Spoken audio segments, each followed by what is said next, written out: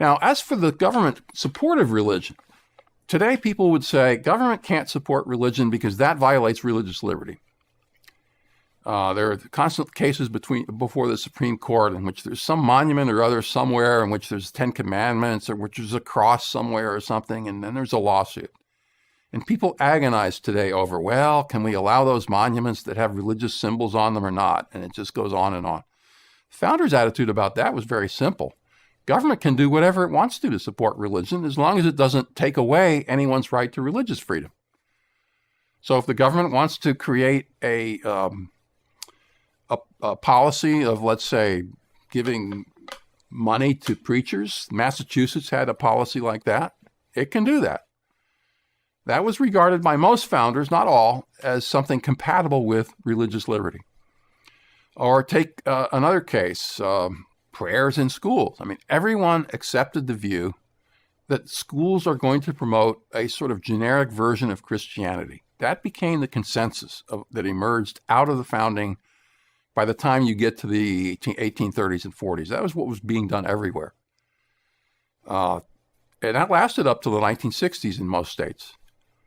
That you still had prayers in school, you had some discussion of the Bible, some teachings, basic teachings of Christianity. Its emphasis being on the moral teachings. That was what they thought was appropriate for government to do.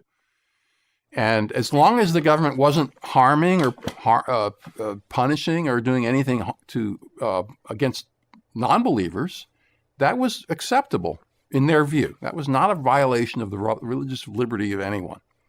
Now, as for the reasoning behind that, they never used arguments based on Christianity or religion when they tried to defend government support of religion. They always talked about it in terms of it's good for the security of rights. It's good for protection of rights.